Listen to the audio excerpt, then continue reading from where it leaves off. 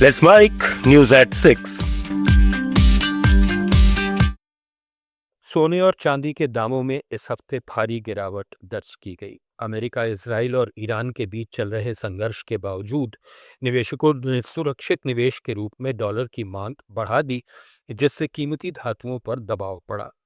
घरेलू बाजार में सोना 10 ग्राम के हिसाब से करीब 11,000 रुपये सस्ता होकर 1,47,000 रुपये के आसपास पहुंच गया।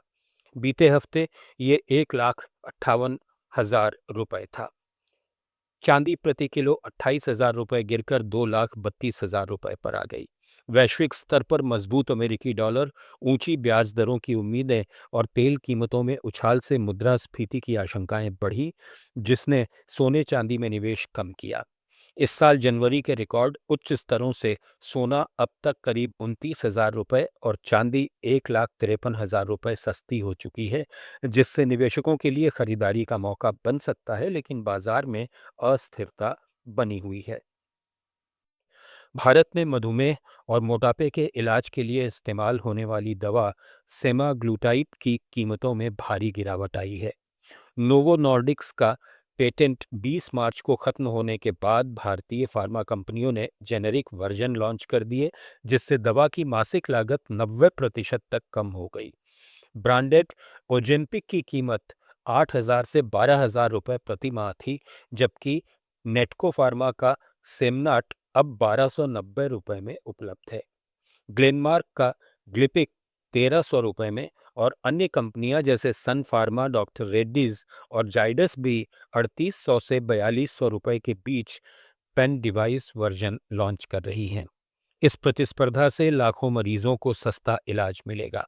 हालांकि केंद्रीय औषधि मानक नियंत्रण संगठन ने ओवर द काउंटर बिक्री पर रोक लगाई है, ताकि गैर चिकित्सकीय इस्तेमाल रोका जा सके।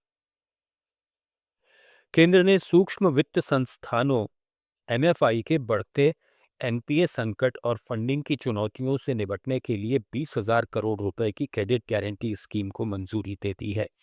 यह सीमित अवधि की credit guarantee scheme for micro financial institutions तत्काल प्रभावी हो गई है और जून 2026 के अंत तक यह 20,000 करोड़ की गारंटी कवरेज तक चलेगी।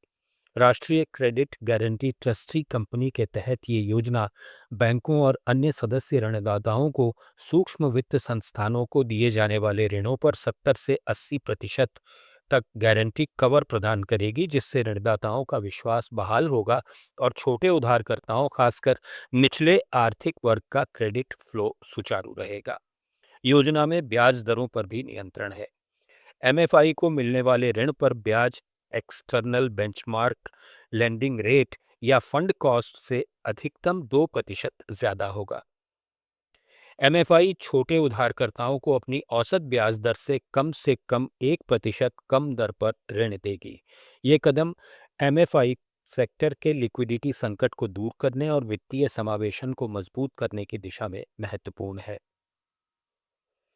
त्रिपुरा विधानसभा के बजट सत्र में विपक्ष ने केंद्र सरकार पर सवाल उठाए कि देश की जीडीपी वृद्धि के बावजूद भारतीय रुपया अमेरिकी डॉलर के मुकाबले लगातार कमजोर क्यों हो रहा है।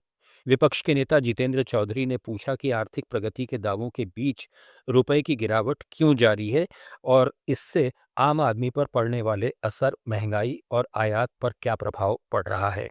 उन्होंने जीएसटी लागू होने के बाद राज्यों की कर लगाने की सीमित शक्ति पर भी स्पष्टता मांगी, लेकिन वित्त विभाग की ओर से कोई जवाब नहीं मिला। राज्य सरकार ने बजट में कोई नया कर नहीं लगाया और जीडीपी वृद्धि और विकास योजनाओं पर जोर दिया है, लेकिन विपक्ष का कहना है कि राष्ट्रीय स्तर पर रुपए की कमजोरी से त्रिपुरा जैसे राज्यों की अर्थव्यवस्था पर भी दबाव बढ़ रहा है। तमिलनाडु सरकार ने इस साल से राज्य के 13 विश्वविद्यालयों के लिए प्रदर्शन आधारित फंडिंग की नई व्यवस्था लागू की है, जिससे सार्वजनिक धन का बेहतर उपयोग सुनिश्चित होगा। उच्च शिक्षा विभाग ने 2026-27 से 767 करोड़ रुपए के ब्लॉक ग्रांट के साथ ही 175 करोड़ रुपए का परफॉर्मेंस इंसेंटिव ग्रांट भी रखा है। अब फंडिंग 40% आर्थिक अनुशासन और 60% शैक्षणिक उत्कृष्टता पर निर्भर करेगी, जैसे रिसर्च पेपर, पेटेंट, पीएचडी पूरी करने की दर और बेहतर परीक्षा सुधार पर। न्यूज़ एट 6 में फिलहाल इतना ही। जुड़े रहिए लेट्स माइक के साथ।